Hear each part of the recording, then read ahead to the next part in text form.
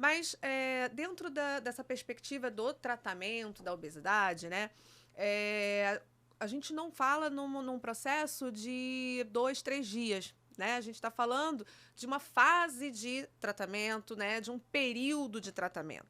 E aí, quando a gente fala desse período de tratamento, desse processo de emagrecimento, a gente passa, então, por fases desse processo, né?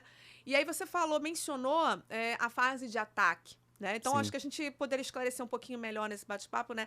Quais são as fases desse processo de emagrecimento que a gente espera, como é que a gente organiza isso, né? Desse ponto de vista. Então, como eu estava conversando com você, né? A fase de ataque, não necessariamente ela tem que acontecer. O que seria uma fase de ataque? É aquele primeiro momento de uma dieta mais restritiva. Lembra que eu falei da Very Low Calorie Diet ou a Low Calorie Diet? 800 a 1.000 calorias, por exemplo, na LCD.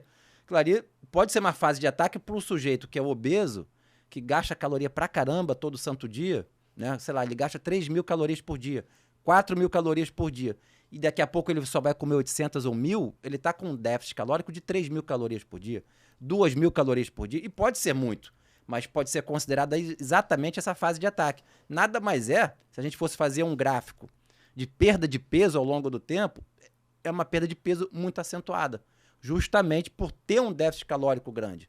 Então, se a gente fosse fazer um gráfico, olha o peso dele caindo rapidamente. É uma fase de ataque. Cabe para todo mundo? Não necessariamente. Né? Se você, de novo, vamos reportar a Abeso 2016. Né? Eles estimam ali que seria mais adequado para um sujeito com sobrepeso, por exemplo, um déficit calórico de 500 calorias por dia, de 1.000 calorias por dia. Talvez um obeso com um grau de obesidade maior, 1.500 calorias por dia. Quer dizer, você vai observando que vai aumentando o déficit calórico diário em função do grau de obesidade do sujeito. Né? Então, um sujeito mais obeso, talvez ele aguente um déficit calórico maior, né? Correto? Né? Até porque ele gasta muita caloria por dia. Então, você tirar ou ter um déficit calórico de 1.500 calorias de um sujeito com 100 quilos é uma coisa, uma pessoa com 50 quilos é um pouquinho diferente. Né? A repercussão metabólica pode ser diferente. Mas o que eu quero frisar é o seguinte, você ter uma fase de ataque pode ser uma estratégia adequada para um sujeito que vai observar o resultado. Né? Então, ele está com 100 quilos, daqui a pouco ele está com 98, 97, 95, ele vê o resultado, ele vê a roupa entrando, já não sente tanta lombalgia, ele já consegue brincar com o neto, já joga o futebol que não conseguia. Isso motiva, é a motivação dele. Então, de novo, por mais que a comida esteja um pouco apertada, eu sinto um pouco de fome, tem que botar na balança, literalmente, a questão da fome com a motivação. Porque, vamos combinar, olha o outro grupo, um grupo B, que não faz a fase de ataque, faz uma coisa muito mais assim tradicional. Tá com 100 quilos, passa 2 semanas, passa 3 semanas, passa um mês, 2 meses, de 100 quilos ele foi para 97. 2 meses. Cara, perdeu 3 quilos, 4 quilos e tinha 100, 120. Isso é muito pouco. E aí, talvez não seja motivante para ele. Começa a desistir. Uma analogia aqui, por exemplo, eu posso trabalhar muito, virar a noite trabalhando, gravando podcast, fazendo aula, vídeo. E aí você fala, pô, caramba, Thiago, dá mais relaxada, descansa. Não, mas vamos supor, mas a minha motivação é ganhar mais dinheiro para dar uma qualidade de vida melhor para o meu filho. Então, por mais que eu vire a noite trabalhando, a minha motivação é ver dinheiro entrando para dar uma qualidade para o meu filho. Então, é a mesma analogia para o obeso. Tem pessoas que vão aguentar, vão sustentar e outras não. Novamente, é a individualidade. Existem as possibilidades. Então, a fase de ataque nada mais é do que isso. É um déficit calórico um pouco maior, mais do que 500 calorias, mais agressivo, 1.500 calorias, quem sabe 2.000, né?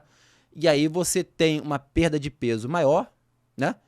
E aí o cidadão fica motivado. Na literatura científica, tem muito trabalho com obeso, com dietas de 800 calorias, de 1.000 calorias. E obeso, tá? Que gasta bastante, de 800 calorias, de 1.000 calorias. E não é só perda de peso.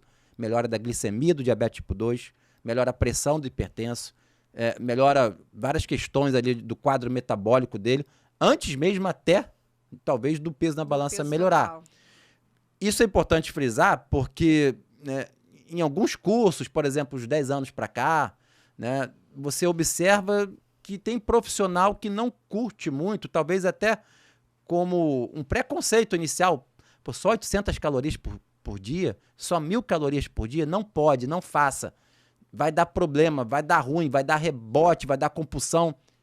Eu não penso assim. Calma. Né? Cada cliente é um. E lembrando que a fase de ataque tem um curto espaço de tempo. Às vezes 2 semanas, 3 semanas, um mês. Né? E você vai acompanhando ali. Daqui a pouco você aumenta um pouquinho a caloria dele. Mas você já deu aquele start inicial que para ele foi uma motivação importante. Identificar a motivação do cliente é importante. Né? Se ele quer perder um peso com um pouco mais de agressividade, um pouquinho mais rápido, é uma estratégia dentre outras. A fase de ataque. Não, perfeito. Acho que deu para esclarecer bem esse tipo de dietologia, né? Com os exemplos que você usou com a fase de ataque.